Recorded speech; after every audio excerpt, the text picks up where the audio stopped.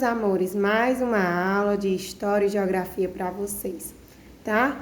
Vamos ter atenção com o conteúdo, assistir a aula até o final, para ter um bom desempenho na atividade, tá ok? Hoje a gente vai iniciar com o conteúdo de História, certo? Que fala sobre o semáforo. Vocês lembram que semana passada a gente estava estudando trânsito, né? Que a gente viu algumas sinalizações, algumas placas, o profissional que trabalha no trânsito. Hoje a gente vai estudar sobre o semáforo. O que é o semáforo? O semáforo é uma sinalização do trânsito que nos ajuda, certo? A deixar o trânsito mais organizado e também evitar acidentes. Então, nós sabemos que o semáforo é uma sinalização e às vezes ele é conhecido como sinal de trânsito, né? Se você nunca ouviu falar a palavra semáforo, eu acredito que você ouviu falar em sinal de trânsito, certo? Então, o semáforo ele tem dois tipos. O semáforo para os carros, né? Para os motoristas que estão dirigindo, carro, moto, caminhão, ônibus.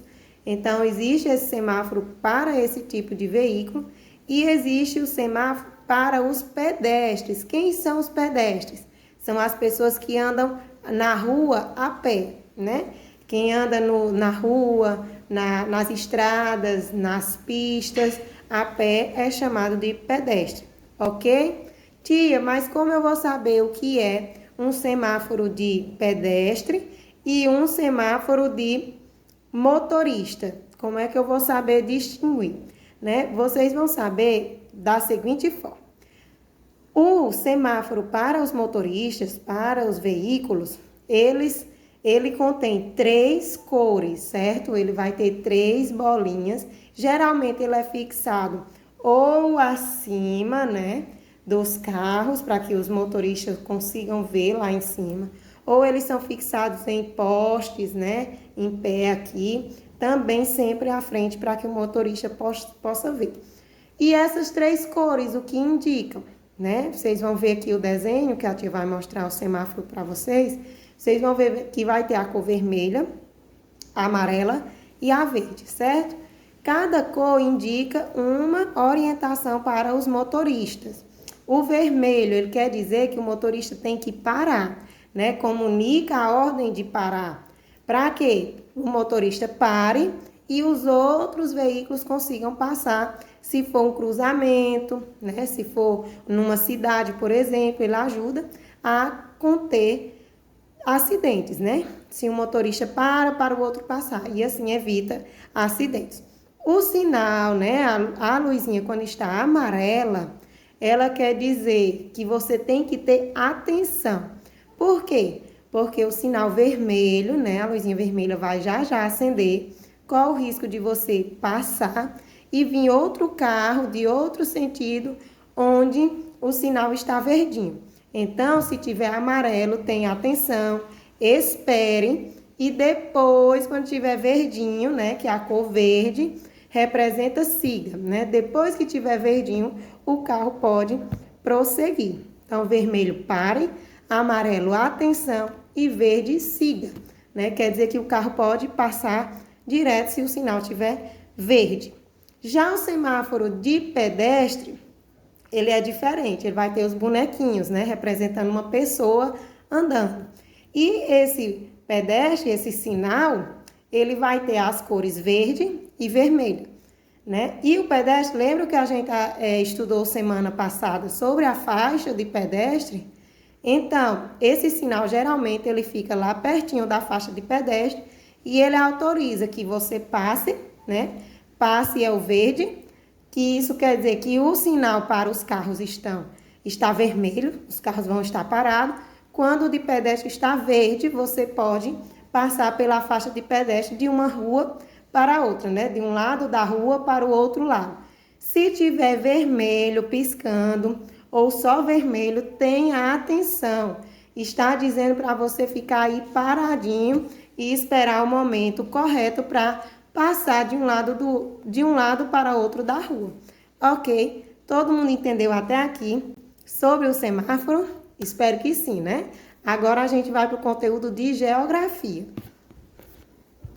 Em geografia, a gente também vai dar continuidade ao que víamos estudando, que era sobre as moradias.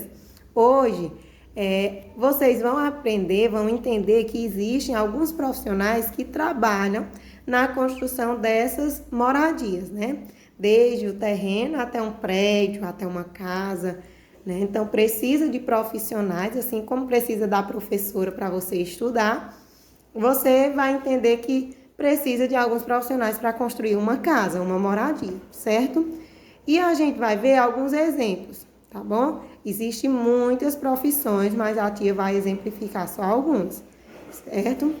Lá para construir a casa, a gente precisa do arquiteto. O que o arquiteto faz? Né? Lá na página 37, vocês podem acompanhar a leitura. O arquiteto, ele faz o desenho e o esquema da casa, né? Ele vai desenhar a casa, os cômodos da casa ou da moradia, pode ser um apartamento, pode ser um prédio, então ele vai desenhar como aquela moradia deve ser. É o que chamamos de planta baixa. Esse desenho é chamado de planta baixa. Nós também temos o encanador, que é o que instala a parte hidráulica, os canos por onde a água, o esgoto vai passar da casa. Então, chama-se encanador quem trabalha com essa área da construção, né? Da construção da moradia. Temos o marceneiro, que é o que trabalha com portas e janelas. Isso mesmo, o marceneiro é quem faz as portas e as janelas para as moradias. O engenheiro é o que calcula como vai ser feita as estruturas, né? Como essa parede vai ser, como o piso vai ser, se vai ter laje. Então, o engenheiro é que calcula tudo isso. Temos o serralheiro, que é o que corta as partes de ferro, né? Aquelas casas de segundo andar, tem segundo andar, os apartamentos que têm 10 andares, eles precisam de ferro para ter uma sustentação. Então, o serralheiro é que fica responsável pelo corte desses ferros, né? Por trabalhar com esse ferro.